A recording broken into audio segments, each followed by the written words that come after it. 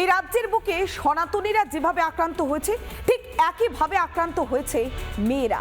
নারী সুরক্ষা একেবারে শিখে উঠেছে, তারই জলজান্ত প্রমাণ দিয়েছিল হাঁসখালির ঘটনা।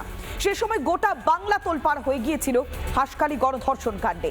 আর সেই গণধর্ষণ কাণ্ডেই 3 জনের যাবজ্জীবনের কারাদণ্ড, বাকিদের কারো 5 আর কারো বা 3 বছরের কারাদণ্ড। কিন্তু এই রায়ে একেবারেই খুশি নয় নির্যাতিতার পরিবার। তাই চোখে জল নিয়ে দোষীদের ফাঁসির দাবি চাইছেন নির্যাতিতার মা।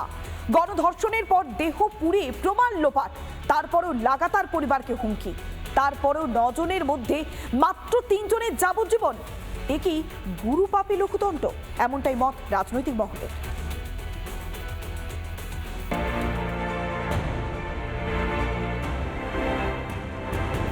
অত্যাচার করে মেরেছে, তাদের ফাঁসি হলে আমি খুব খুশি হতাম।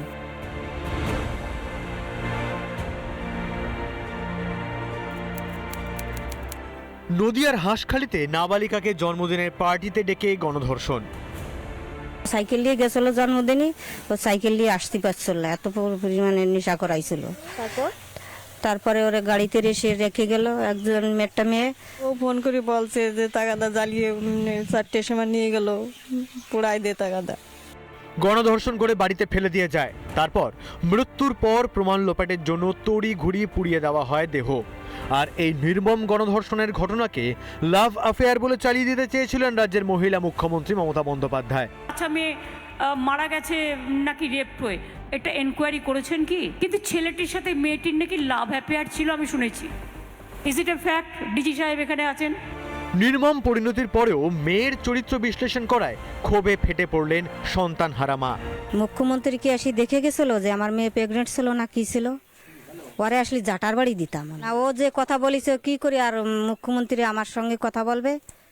একটা আজগবি কথা বলি, ও না জেনে বলছিল যে আমার মেয়ে প্রেগনেন্ট। নির্যাতিতার বাড়ি যেখানে, সেখান থেকে 500 মিটার দূরে রয়েছে এই শ্মশান। সেই শ্মশানে দেহ নিয়ে আসা হয় এবং দেহ এখানে জ্বালিয়ে দেওয়া হয়। ডেথ সার্টিফিকেট ছাড়া, পোস্টমর্টেম রিপোর্ট ছাড়াও এখানে পোড়ানো হতো। ঘটনার পর থেকেই একেবারে যে কোন রকম দেহ পোড়ানো একেবারে বন্ধ করে দেওয়া হয়েছে।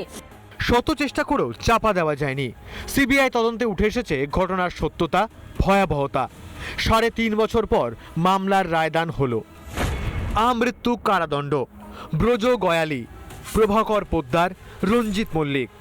5 বছরের কারাদণ্ড সমরেন্দ্র গয়ালি, পীযূষ কান্তি ভক্ত। 3 বছরের কারাদণ্ড দীপ্ত গয়ালি, অংশুমান বাগচে। 1 বছর পর পুরোপুরি মুক্তি সুরজিৎ রায়, আকাশ বারুই। আদালতের রায়ে অখুশি নির্যাতিতার মা। অভিযুক্তদের ফাঁসির দাবি করছেন তিনি।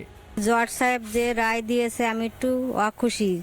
যখন আমার মেয়েরে অত্যাচার করে মেরেছে, তাদের ফাঁসি হলে আমি খুব খুশি হতাম। গেলাম, মেয়ে হারালাম, স্বামী হারালাম, আর তো আমার কিছুই থাকলো না। সেই কষ্ট মনে নিয়ে আজ ঘুরিয়ে বেড়াই। অভিযুক্তদের ফাঁসি চেয়ে পরিবারকে আইনি সহায়তার আশ্বাস বিরোধী দলনেতার। আমি বিরোধী দলনেতা বা as a citizen of West Bengal I am not happy. তা আমরা পরিবারকে বলবো যে লিগ্যাল ব্যাটেল করার জন্য, লিগ্যাল ব্যাটেলের যে ফাইন্যান্সিয়াল ইনভলভমেন্ট হবে, ওরা যদি এগ্রি করে আমরা ওদের পাশে দাঁড়াবো। আমি অন্তত ওদের পাশে দাঁড়াবো। বাংলার নিজের মেয়ে মমতা বন্দ্যোপাধ্যায়ের শাসনে বাংলায় কামদুনি, পার্ক স্ট্রিট, হাঁসখালি, অভয়ের মতো ঘটনা ঘটেছে। কখনো তিনি ধর্ষিতাকে কাঠগড়ায় তুলেছেন, কখনো আবার ক্ষতিপূরণ টোপ দেওয়ার চেষ্টা করেছেন। যে বাংলা থেকে নবজাগরণের সূচনা হয়েছিল, সেই বাংলা আজ অন্ধকারে ডুবে। ক্যামেরায় দীপঙ্কর কাঞ্জেলের সঙ্গে পিঙ্কি অধিকারী, রিপাবলিক বাংলা। নানা ধরনের কন্টেন্ট দেখার জন্য লাইক করুন, শেয়ার করুন আমাদের ফেসবুক পেজ, সাবস্ক্রাইব করুন আমাদের ইউটিউব চ্যানেল। পাশাপাশি অন্যান্য ব্রেকিং নিউজের জন্য অবশ্যই চোখ রাখুন রিপাবলিক বাংলায়।